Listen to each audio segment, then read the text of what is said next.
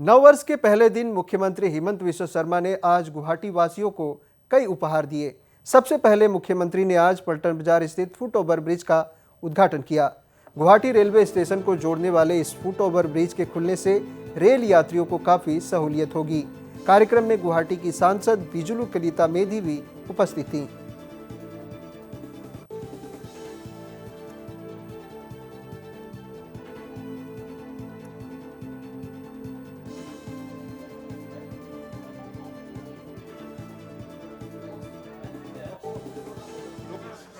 আজি আমাৰ বাবে এটা আনন্দৰ দিন। পল্টন বজাৰৰ ৰেলৱে ষ্টেচনক সংযোগ কৰি লোক নিৰ্মাণ বিভাগে এখন পদক্ষেত্ৰ নিৰ্মাণ কৰি উলিয়াইছিলে। আজি এই পদক্ষেত্ৰখন মই উদ্বোধন কৰিবলৈ পাই সঁচাকৈ আনন্দিত হৈছোঁ। এতিয়া গুৱাহাটী ৰেলৱে ষ্টেচনলৈকে আমাৰ যাত্ৰীসকল আহিবৰ কাৰণে বা ASTC বাছ ষ্টেণ্ডলৈকে যাত্ৰীসকল আহিবৰ বাবে বহুখিনি সুবিধা পাব। বহুতখিনি অন্তত আগতে মানুহ গাড়ীৰ ৰাস্তা দি বা মেইন ৰাস্তাটো দি ৰাইজেও পাৰ হৈছিলে, গতিকে গাড়ীৰ স্পীডটো ৰখি গৈছিলে আৰু ৰাইজৰো কষ্ট হৈছিলে যে গাড়ীবোৰ নৰখালৈকে ৰাইজ খোজকাঢ়ি পাৰ হ'ব নোৱাৰিছিল। এতিয়া অন্তত এই পদক্ষেত্ৰখন পল্টন বজাৰত হোৱাৰ কাৰণে বহুদিনীয়া এটা সমস্যা এটা দূৰ হ'ব। पलटन बाजार के बाद मुख्यमंत्री ने नवग्रह के कृष्णनगर में भारत रत्न लोकप्रिय गोपीनाथ बरदले के स्मारक स्थल का भी उद्घाटन किया। गोपीनाथ बरदले के परिवार के लोगों की उपस्थिति में मुख्यमंत्री ने इस शांति स्थल का उद्घाटन किया। स्मारक स्थल में गोपीनाथ बरदले के जीवन से जुड़ी कृतियां लोग देख सकेंगे। मुख्यमंत्री ने बताया कि गुवाहाटी के सौंदर्यीकरण और इस नया रूप देने के लिए कई परियोजनाओं पर काम चल रहा है। इन परियोजनाओं के पूरे होने के बाद गुवाहाटी की तस्वीर ही बदल जाएगी।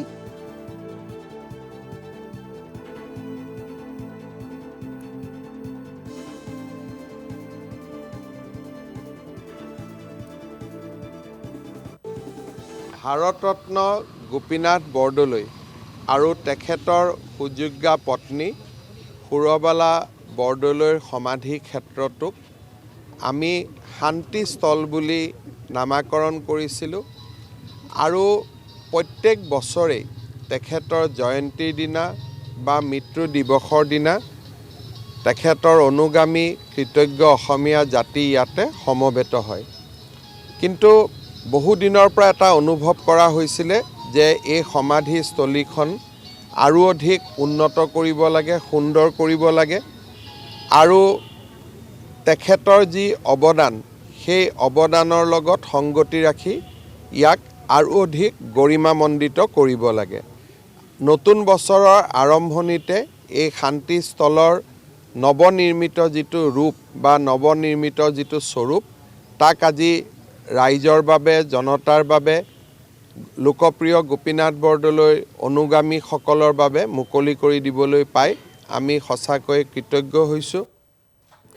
इसके बाद मुख्यमंत्री ने खानापाड़ा में नए मिनी ISBT का उद्घाटन किया। इस दौरान मुख्यमंत्री ने 56 नई इलेक्ट्रिक बसों को भी झंडा दिखाकर रवाना किया। इस दौरान मुख्यमंत्री ने बताया कि 2026 तक गुवाहाटी ग्रीन ट्रांसपोर्ट सिटी में तब्दील हो जाएगी।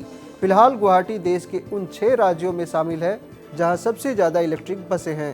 मुख्यमंत्री ने बताया कि जल्द ही असम को और 100 इलेक्ट्रिक बस मिलेगी।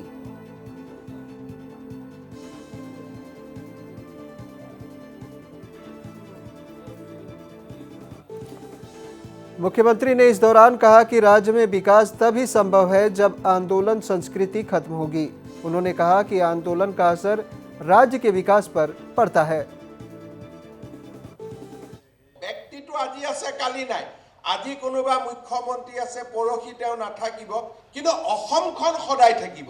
মই যেতিয়া কৈ থাকো যে বন্ধ দিব নালাগে, ধৰ্ণা দিব নালাগে, টায়াৰ জ্বলাব নালাগে, তেতিয়া মানুহে ভাবে হিমন্ত বিশ্ব শৰ্মাই কিয় কৈ আছে।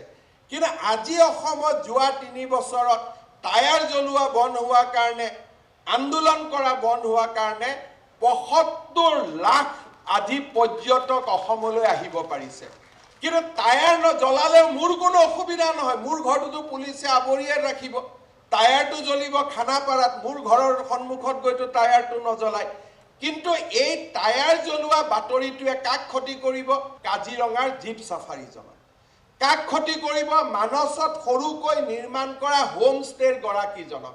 কাক ক্ষতি কৰিব? গুৱাহাটীত নতুনকৈ বেংকৰ পৰা লোন লৈ স্থাপন কৰা সৰু হোটেলৰ মালিকজনক। এই যে কথাবিলাক আমি বিজ্ঞানসন্মতভাৱে বুজিব চেষ্টা নকৰোঁ, এই কথাবিলাক আমি এইটো ক'লেতো হিমন্তৰ নম্বৰটো বাঢ়ি যাব। আৰে হিমন্ত বিশ্ব শৰ্মাৰ য'ত নম্বৰ বাঢ়িব লাগে তাত বাঢ়ি থাকিব, তাক কোনেও কমাব নোৱাৰে যদি অসমৰ ৰাইজৰ আশীৰ্বাদ থাকে, ওপৰৱালাৰ আশীৰ্বাদ থাকে।